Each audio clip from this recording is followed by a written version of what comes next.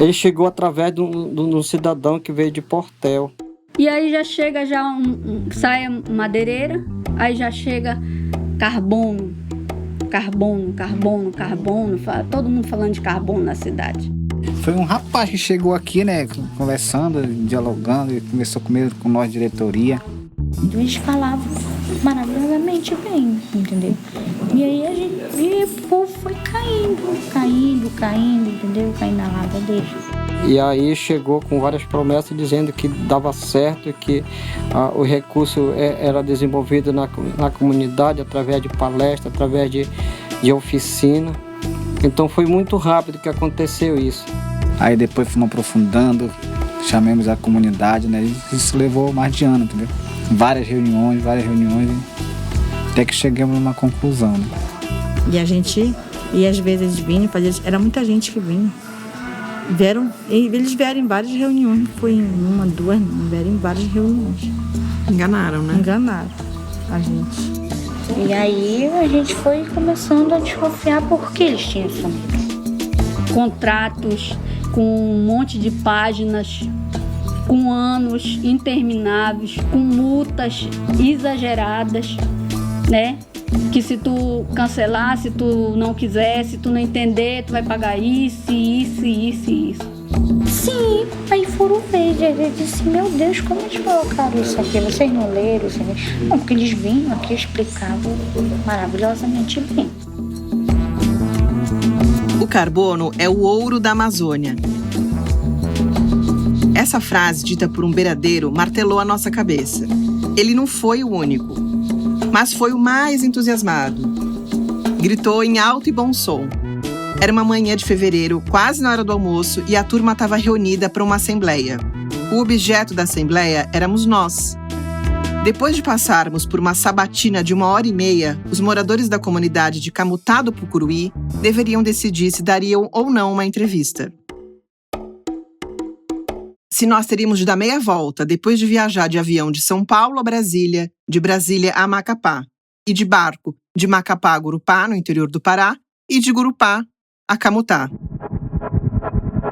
Essa história tem rimas fáceis e curvas difíceis. Nesse mundo, vasto mundo, mais vasto é o dinheiro. O sol estava tímido quando surgiu um povoado no meio do rio Amazonas. Depois de uma noite balançando na rede, sentindo o vento frio, Gurupá começou a aparecer junto com o café doce e o pão com margarina. Ainda tardou mais 1 hora até atracar. Naquela manhã, tomados pelo banzeiro do balanço do barco, nós já tínhamos uma agenda cheia.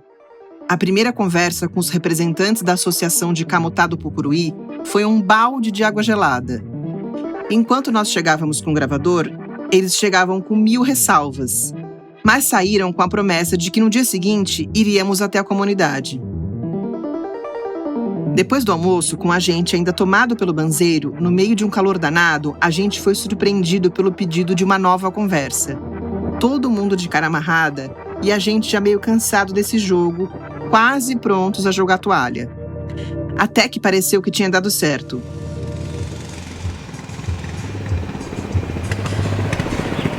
Na manhã seguinte, a gente tomaria o barco para percorrer o rio Pucuruí, depois de entrar no Camutá e chegar à comunidade. Na nossa cabeça estava tudo certinho. Pode ser?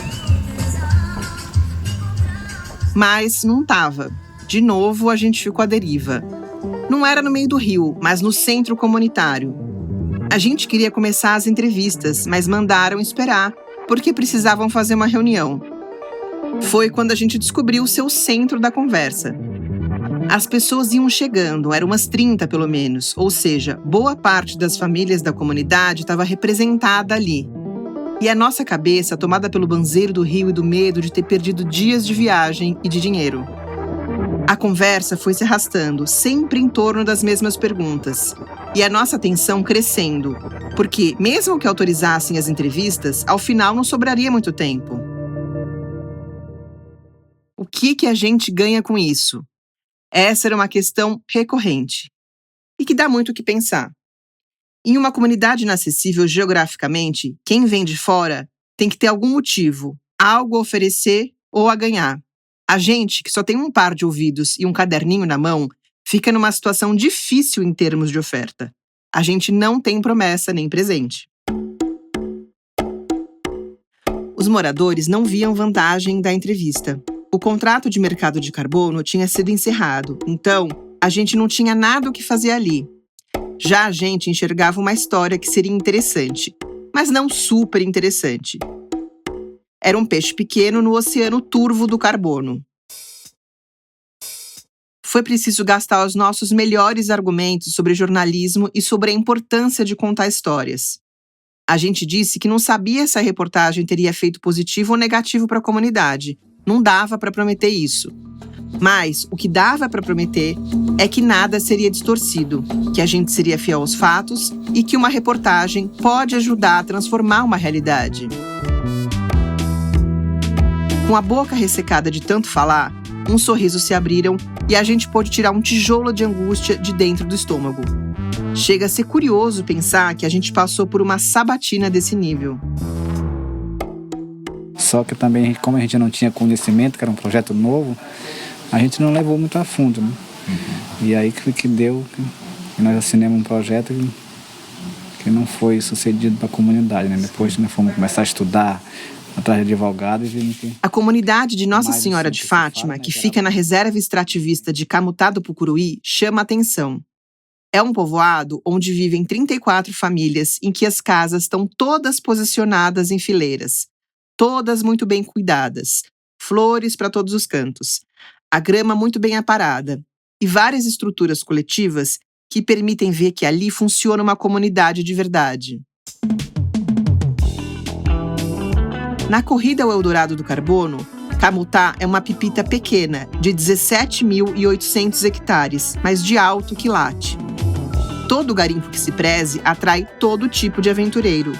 O que a gente ainda não dimensionava era o tamanho dessa aventura. Eu vou resumir essa parte porque não é a mais importante. A gente viu no episódio passado que, em 2015, o Acordo de Paris criou metas para a redução de emissões responsáveis por mudanças climáticas globais. E a regulamentação dos artigos relativos ao mercado de carbono, em 2021, lançou uma corrida pelo ouro, pelo carbono da Amazônia. Nessa época, centenas de comunidades acabaram procuradas por empresas e até por pessoas físicas. O caso de Camutá do Pucuruí representa uma síntese perfeita do faroeste carbono. Eu sou Tatiana Merlino, repórter e editora de Colapso Climático do Joio, e este é o 2º episódio da série. Eu sou João Pérez, repórter e diretor do Joio e diretor do Prato Cheio. Eu quero começar pedindo o seu apoio. Entre no nosso programa de membros, o Sementeira. Com uma pequena ajuda mensal, você se soma a pessoas que fazem uma grande diferença na nossa capacidade de continuar contando histórias como essa. Nossas investigações são profundas e demoradas, o que significa que custam caro. Se você puder ajudar, a gente agradece. A nossa história de hoje tem muitos nomes, muitas datas e muita confusão. Então a gente vai te levar com calma por esse rio para ninguém naufragar. Começar perguntando qual que é o seu nome completo, sua idade, se você é nascida aqui. Débora Coutinho Pimentel.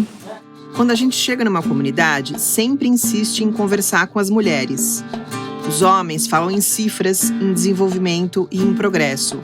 As mulheres falam sobre a vida real, os perigos por trás de alguns projetos, a produção de alimentos e o bem-estar coletivo.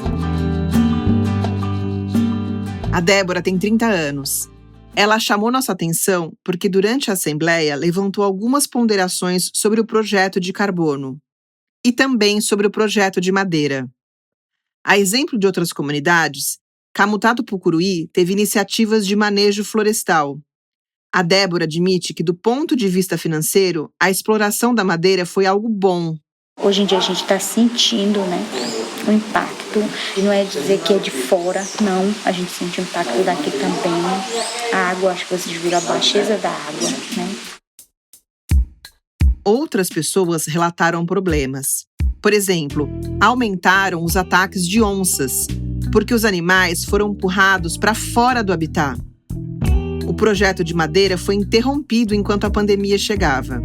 Só que naquele tempo o consumismo já estava na mente das pessoas. O pessoal tinha se acostumado a ter uma renda fixa. Era preciso encontrar uma nova fonte de renda, porque a madeira estava ficando rara. Uma empresa, eles são preparados para seduzir. Exatamente, para enganar o povo. É igual um deputado, um prefeito, um candidato a vereador. Ele vem com aquela... Ele ganha para quê? Ele é lá, ele tem aquela lábia para aquilo, entendeu? Então eles ganhavam para quê? Para enganar. E eles sabiam que a gente tinha muita riqueza. Então, que era que eles queriam enganar a gente. Então, eles falavam maravilhosamente bem, entendeu? E aí, o povo foi caindo, entendeu? Caindo na lábia deles. Tipo, eles mandarem tudo. Tava lá no contrato. Foi quando eles trouxeram o documento para ler para a gente, para explicar como era a situação. Já estava feito o dano, né? Foi absurdo, gente. Foi uma coisa assim que a gente pegou. Meu Deus, Mas o que tipo, era? Eles iam mandar em tudo, nós não ia poder opinar em nada. Eles iam ganhar além de nós. Eles iam ganhar mais do que nós. E nós ia ganhar Não, ó, isso aqui é para vocês. Nós estamos decidindo e vocês vão ter que Sobre o território. É exatamente isso que ela contou. O contrato previa que a empresa teria acesso irrestrito ao território. E tinha duração de 40 anos, ou seja, a Débora teria 70 quando terminasse. Pensa na sua vida. Você assinaria um contrato de 40 anos em que os termos de negociação podem mudar totalmente ao longo do tempo? Se você esticar o ouvido, consegue escutar a conversa do João com representantes da Associação dos Trabalhadores Rurais de Camutá do Pucuruí. Na prática, a associação é responsável pela gestão do território. Enquanto eu entrevisto a Débora, ele está aqui do lado com o José Cândido Gomes da Silva, que é presidente, o Raimundo França Marques, tesoureiro, e o Antônio Gomes Pimentel, que é secretário. Quando vocês começaram a discutir o projeto, qual que era a expectativa de vocês, assim, em termos de recurso que viria por família ou para a comunidade? E o que acabou vindo, não chegou a vir, né? Mas o que acabou sendo previsto em contrato? A gente esperava assim, né? Igualmente da madeira, né? A gente esperava um bom recurso, né? E a gente estava confiante que também era assim. E na hora depois de assinar, a gente foi perceber que isso era mesmo um valor mesmo bem baixo. Bem baixo. Quanto que era o valor que eles previam? Era 170 por mês. Por família? Por família. Ah, nossa. E para a comunidade, metade disso, ou nem... Não tinha. Só Por para isso que eu tô família. lhe falando, quem administrava o recurso era eles. Eles iam só trazer aqueles projetinhos que ele viu que era... Como se fosse um Bolsa Família por família, e eles aqui iam gerir. E a parte... Era Bolsa Família, então? Era tipo... Bolsa Reda. Bolsa Reda é o nome. Aí era tipo um valor bem baixo para a comunidade que eles repassavam. E a comunidade nem gerenciava esse valor, quem gerenciava era isso. O contrato de 40 anos foi firmado com uma empresa chamada Reda Mais, e a empresa oferecia uma bolsa, chamada de Bolsa Reda. Quando a gente voltou para Gurupá, a primeira coisa que fez foi saciar a nossa curiosidade, que talvez a essa altura seja a sua também. O que é a Reda? Numa primeira busca, a gente conseguiu ver que o administrador da empresa é o Bruno Tavares da Silva, que foi quem fez o primeiro contato com as famílias. Um nome comum, com centenas de homônimos, o que não facilita muito na hora de procurar em bases de dados. Nessa primeira busca, a gente não encontrou nada muito interessante. O Bruno é dono de outros 3 CNPJs. Eu vou te pedir para guardar o nome de só um deles, a Pará Red, sediada em Dubai. Em uma outra empresa de gerenciamento de risco, ele figura como sócio de um ex-integrante das Forças Armadas Britânicas. Era estranho, mas a gente não conseguia estabelecer um vínculo com o projeto de carbono. A página da Reda é bem básica e evasiva. Não tem nenhuma informação sobre projetos de carbono em andamento. Não tem nada sobre equipe. De novo, estranho, mas ainda insuficiente. próximo passo era conseguir o contrato da associação de Camutá com a empresa. Isso não foi nada fácil. A gente precisou vasculhar bastante até encontrar. Quando encontrou, todas as informações passadas pelos moradores batiam. A gente vai resumir. Vamos lá. A Reda e a Parared seriam as responsáveis pelo projeto. Elas também seriam donas de 100% dos créditos de carbono e de todos os direitos autorais gerados. O contrato não definia os valores que caberiam à comunidade. O normal, como a Débora falou, é que os donos das terras fiquem com a maior fatia. Mas não era o que aconteceria nesse contrato. Não havia nenhuma previsão de quanto ficaria com os moradores. Só tem uma planilha em anexo que fixava alguns repasses para os primeiros 2 anos, o período em que normalmente um projeto é montado e submetido à certificação. Foi nessa planilha que a gente constatou que a tal Bolsa Reda de fato existia, mas o valor era ainda mais baixo. Nas nossas contas, daria R$ 90 por mês por família. R$ 90. Além disso, o contrato não delimitava qual área do território caberia ao projeto de carbono, o que é um problemaço. Na prática, todo o território poderia ficar congelado, sem poder ser usado para agricultura, caça e extrativismo. Se você está achando tudo isso um absurdo, eu quero te dizer que no próximo bloco vai piorar bastante. Oi, eu sou o Vitor, eu sou o editor de som e crio as trilhas sonoras aqui do Prato Cheio. Fazer um episódio como esse demanda tempo, energia e dinheiro. E uma parte importante dos nossos recursos conta com a contribuição dos ouvintes. Seja parte da nossa comunidade, apoie as novas produções e tenha acesso a conteúdos e brindes exclusivos. Conheça o Sementeira, nosso programa de apoiadores regulares. É só entrar no nosso site, ojoioeotrigo.com.br/contribua. A história de que o Bruno encabeçava as 2 empresas não fazia muito sentido na nossa cabeça. Ele era um morador de Perdizes, um bairro de classe alta de São Paulo, sem qualquer histórico aparente na questão ambiental. De volta a São Paulo, a gente foi até o endereço que figurava no registro. A porteira informou que o Bruno não morava mais ali e que o imóvel está alugado. A gente voltou para a redação meio que perdendo as esperanças. E foi quando descobriu que a associação moveu um processo contra a Reda Mais para conseguir a rescisão contratual. Nesse processo, até que enfim apareceu um fio por onde dava para puxar. Era uma procuração dando plenos poderes ao Bruno. Essa procuração foi assinada em Dubai por Naru Nesta Zimmerman. Ele é funcionário de uma empresa de ativos financeiros chamada JTC Group e de fato trabalhou em Dubai. Mas continuava não fazendo sentido, porque o Naru Nesta Zimmerman não é um empresário. Na página seguinte, aparecia que o único dono da Reda, de verdade, é Andrew Harvey Fox. Bingo? Caso resolvido? Mais ou menos. O Andrew tem 13 registros empresariais nas Ilhas Maurício, na África, onde foi assinada uma procuração em nome do Bruno, mas nenhum deles é o registro da Reda. A gente ficou com essa interrogação na memória durante semanas. Foi quando a gente puxou um novo fio, e no lugar de um rato, veio um elefante. Brinks McCrook, Kenneth Noy, and a multi-million-pound environmental scheme in the heart of the Amazon jungle. What's the link? Londres, 1983. 6 homens armados, 3 toneladas de ouro roubadas. O Brinks Met Robbery ficou conhecido como o roubo do século. Um valor equivalente a 26 milhões de libras foi levado de uma estrutura de segurança próxima ao aeroporto de Heathrow. 40 anos mais tarde, em uma manhã de setembro de 2023, o Bruno acordou com um novo e-mail na caixa institucional. Um dos investidores dizia o seguinte: Fui contatado recentemente por 2 membros da equipe que relataram fatos e críticas severas em relação à sua liderança e à reputação de nossos projetos. Como sócio investidor majoritário, meu compromisso é com a transparência e a lealdade. Sob essa perspectiva, compartilho tais preocupações com você.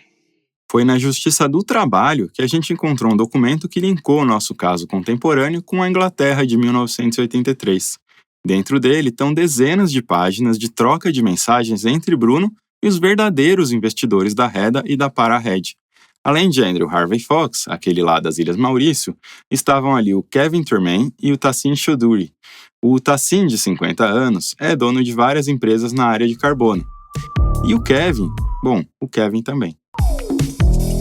Terras públicas têm sido usadas para gerar créditos sem autorização de órgãos do governo local.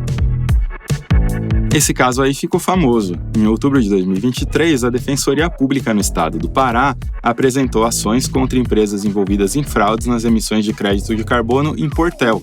Uma delas era a Avoided Deforestation Project Limited, conhecida como ADPML, uma empresa de propriedade do Kevin Turman. Tá, mas e o roubo lá do Reino Unido? Calma que a gente falou que é por partes. O Marajó sozinho é mais ou menos do tamanho de Pernambuco. Eu quero te apresentar para o Carlos Ramos. Ele é engenheiro florestal e doutorando do Instituto Amazônico de Agriculturas Familiares da Universidade Federal do Pará. Aí é um lugar que eu fico mais confortável de falar, até porque são 26 anos rodando um território de 10 milhões de hectares, né? E com 16 municípios até então. Agora subiu mais um município, são 17 municípios. Nascido em Portel, ele estudou os ciclos agrários indígenas dessa região. Fase Formiga, fase Ananatuba, fase Marajoara, né? Antes da chegada de espanhóis e portugueses. Olha só, até a chegada dos portugueses, a terra era do nativo, do ponto de vista prático. Mas os europeus foram se apossando ao longo de vários ciclos, até que vêm as lutas da segunda metade do século passado pelo reconhecimento dos direitos dos povos tradicionais. Eu esperava que no século XXI, com o avanço do ordenamento fundiário no Marajó, e isso sim, eu tive inclusive participação nesses trabalhos, atuei muito aos sindicatos, né? Que a gente chegasse a um ciclo agrário do agroextrativismo, né? O ciclo agrário, novamente, que o nativo passa a ser dono da terra de novo. A história de cada comunidade conta muito sobre a interface com o Estado.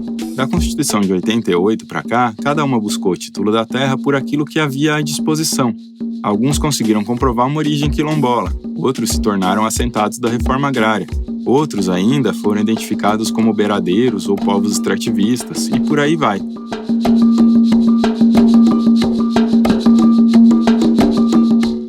Para as empresas de carbono, um título de terra facilita muito a vida. É uma documentação completa e certificada pelo Estado. As terras quilombolas têm uma concessão real de direito de uso, ou seja, os quilombolas são concessionários daquela terra. O mesmo vale para assentamentos, como é o caso da Associação de Camutá do Pucuruí. Me parece muito como foi feito com a madeira. Muitas relações comunidades e empresas com madeira é aquela coisa, vai para cima do presidente, ou é por pressão, por intimidação pessoal, ou por oferta de muita grana e o cara cede. É importante dizer que a gente encontrou essas duas situações nas histórias investigadas até aqui. Aí chega agora a modernidade do mercado de carbono. E isso me deixa crítico, porque eu estudei a história e eu estou vendo que há uma tentativa de apossamento de territórios novamente. Só que dessa vez, de forma indireta e se aproveitando da tecnologia. O Código Florestal aprovado em 2012 com patrocínio da bancada ruralista criou o Cadastro Ambiental Rural, conhecido como CAR. É um registro público feito por autodeclaração. Oficialmente não é um título de posse da terra, mas acaba criando uma base de dados que conecta informações entre propriedade e uso da terra. Se na teoria parece bom, na prática tem uma quantidade imensa de denúncias de grilagem envolvendo os CARs. É aqui que a história chega na cidade do Carlos Ramos. O Michael Green, no caso do Portel, ele foi muito, muito agressivo. Michael Green era o centro do caso denunciado em Portel, aquele lá que envolve o Kevin Turman. Porque já chegou com projetos, tentando influenciar a prefeitura de Portel, dizendo que ia construir escolas, onde ele decidiria que ia ser construir as escolas, ia levar seguranças, entendeu? Câmeras para colocar nos igarapés. Negócio assim é Big Brother, negócio mesmo assim, bacural mesmo, né? Basicamente, o esquema consistia em emitir CARs falsos em nome de indivíduos sobrepostos a áreas coletivas e conseguir emitir créditos em cima deles. A estimativa é de que até 40 milhões de reais tenham sido obtidos de forma fraudulenta. É importante lembrar que os projetos de carbono passam por certificação e nenhuma certificadora no mundo deveria aceitar o CAR como um título de propriedade. Então, há uma corrida de qual é a empresa que chega primeiro para a comunidade, que apresenta o projeto. Em novembro de 2023, eu conversei com a Ione Nakamura. Ela é promotora responsável pelas ações movidas em Portel. O meu questionamento principal é qual é a liberdade realmente que essas comunidades estão tendo para saber se elas estão fazendo um bom negócio, qual é o parâmetro.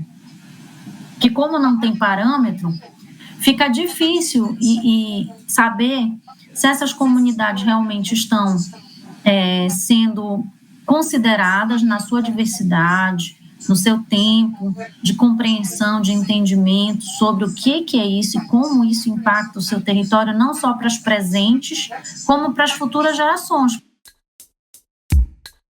Foi uma descrição perfeita do que a gente viu meses depois na conversa com as comunidades em Gurupá. É possível que as empresas estejam usando mapas das áreas tituladas pelo Estado para definir quais os territórios que serão assediados. Então, chegam várias empresas de uma vez, com propostas muito diferentes entre si e muito difíceis de entender. Afinal, quem é que entende quanto vale o ar? Eu tive casos em Portel, assim, emblemáticos. Oferecer cesta básica, oferecer coisas mínimas, assim, para buscar se aproximar da comunidade para obter esse consentimento. Então, não me parece ideal voltar àquela ideia do colonizador de 500 anos atrás de trocar ouro por espelhinho, sabe?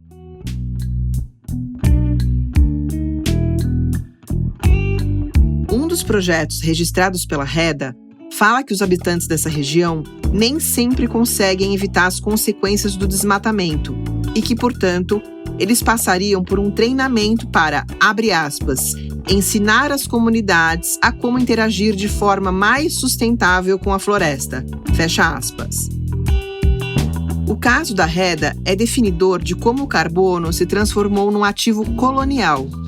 Os projetos de carbono buscam resolver o problema do excesso de emissões dos países ricos, das pessoas ricas e das corporações. São projetos que vêm de cima para baixo, de fora para dentro, de brancos para não brancos. Vender o ar é menos nocivo do que vender a terra? É menos destruidor do que extrair minério e plantar soja? Eu deixo a resposta para você, mas não precisa ter pressa. Para te ajudar a formar opinião, eu chamo para a conversa a Ana Toni. Ela é secretária nacional de mudança do clima do Ministério do Meio Ambiente. Então, a gente sabe exatamente quais são os compromissos que o Brasil já tem, é chegar no ano 2030 com 1,2 gigatoneladas de carbono, e em 2050, até 2050, sendo carbono neutro, mas a gente não tinha planos muito robustos, primeiramente, de como é que a gente vai atingir essas metas. É quase como se o desmatamento, se parássemos o desmatamento, fosse dar conta de tudo isso. Antes de ir para o governo, a Ana participou de diversas discussões sobre mercado de carbono e acompanhou os debates das COPs. Ela é uma das pessoas que viam com otimismo essa possibilidade de negociação de créditos de carbono entre países e entre empresas, mas dentro de um arco maior de políticas de combate ao colapso climático. Não estamos falando de um mercado de Bitcoin ou de qualquer criptomoeda, ao contrário, a gente está falando de um instrumento da política climática. Então, desde o começo, ele foi visto como alguns como bala de prata, como eu disse, né? Onde muitos veem que vão ficar ricos com esse mercado, e do outro lado, tendo pessoas muito preocupadas, sabendo que este instrumento tem muitos limites, que ele vai contribuir, pode contribuir, mas que ele também, se abusado ou não tiver integridade, ele pode simplesmente adiar as outras mudanças necessárias. Esse é um ponto muito importante. Se as empresas e os estados puderem simplesmente negociar créditos de carbono infinitamente, sem precisar mexer nos modelos de negócios e nas principais fontes de emissões, os mercados de carbono não serão apenas incompletos, eles serão nocivos. Mas se a gente lembrar bem, Tatiana, assim, por que a comunidade internacional entrou no debate de mercado de carbono? Por uma razão que, assim, nós temos que começar a internalizar esse custo de carbono na economia que não vem sendo internalizado. Você tem duas maneiras de precificar esse carbono na economia. É através de impostos não criando um grande imposto de carbono, nacional ou internacional, ou é através do mercado. Na visão da Anatoni, o caminho para coibir esse faroeste de carbono é a regulamentação, especialmente no caso dos povos tradicionais.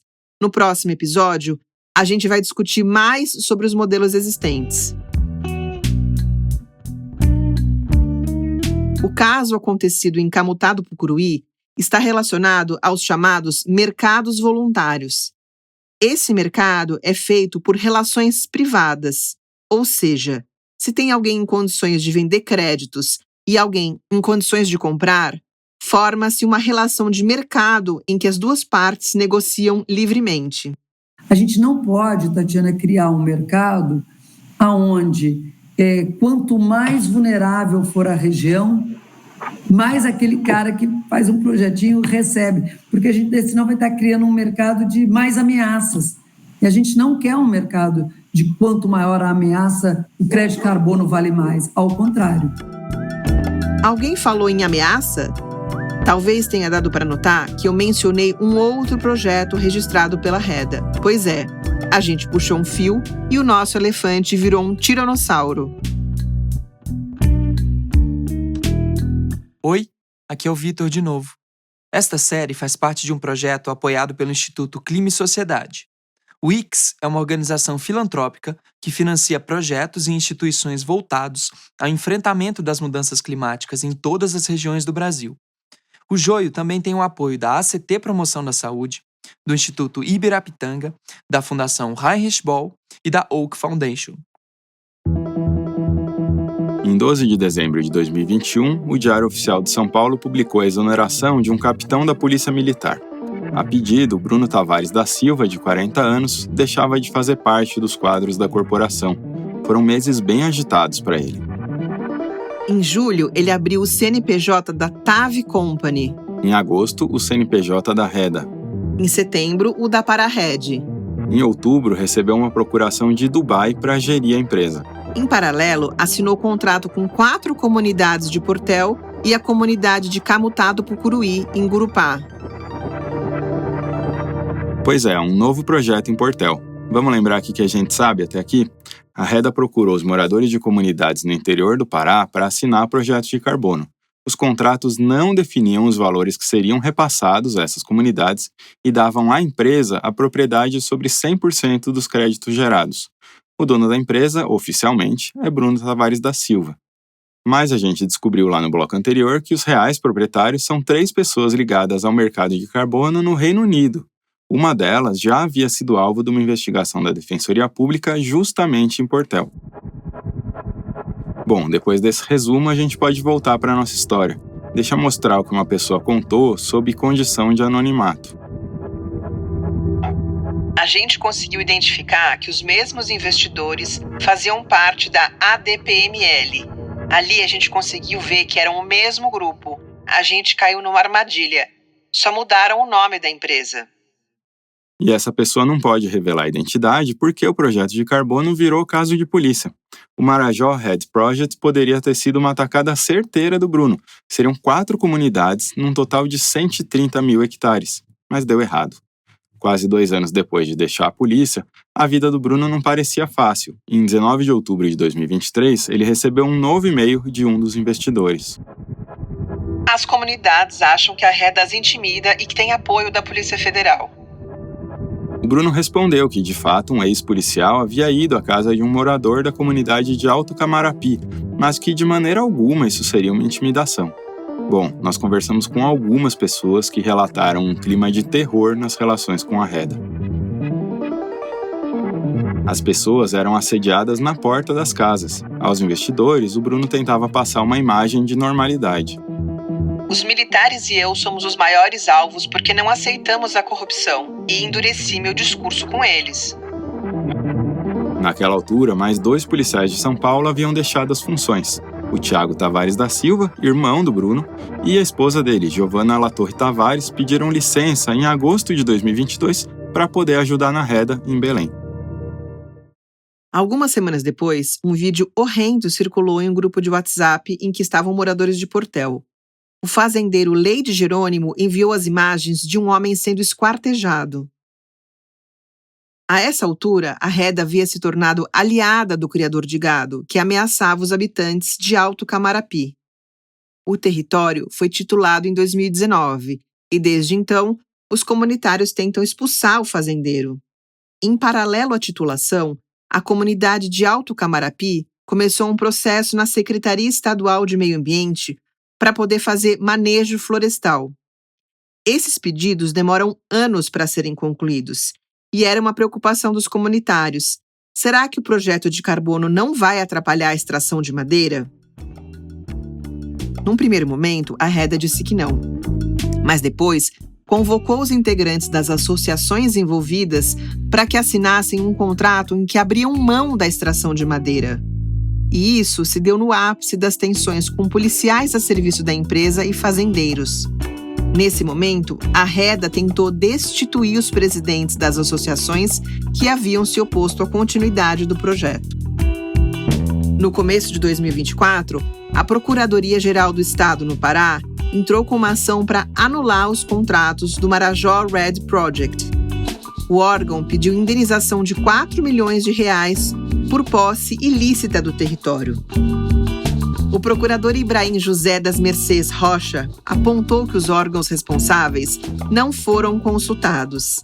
Ainda assim, a Reda submeteu o projeto à certificadora como se contasse com a anuência desses órgãos. Abre aspas para o procurador. Temos um claro caso de má-fé para legitimar a posse fraudulenta e ilegal sobre terras públicas, configurando-se grilagem de crédito de carbono. Teve uma coisa que eu ainda não te contei. Lembra que lá em Gurupá demorou para a gente conseguir começar as entrevistas? Algumas das pessoas decidiram que seria uma boa ideia conversar com jornalistas para mostrar que a comunidade está à disposição para assinar novos contratos. E hoje a gente está livre no mercado, como diz na linguagem nossa, mas a gente estamos estudando, né, pelo que a gente aconteceu com a gente, né? Nas palavras do presidente da associação, o Mapará, um novo projeto de carbono é inevitável. Em Portel, a Justiça do Pará rejeitou a ação movida pelo procurador por uma questão técnica. O entendimento do juiz responsável pelo caso é de que as associações afetadas é que devem mover a ação. A pesquisa e a narração desse episódio foram feitas por mim, João Pérez, e pela Tatiana Merlino. O roteiro é meu. A Luísa Coelho faz a produção executiva do Prato Cheio e a produção é feita por Natália Iwasawa. A edição de som é do Vitor Oliveira. As redes sociais ficam a cargo da Brenda Vidal e da Thalita Perna. A editora de audiências é Amanda Flora. O design é feito por João Ambrósio, Clara Borges e Denise Matsumoto. Esse episódio foi gravado no estúdio Juá, em São Paulo. Obrigado e até a próxima.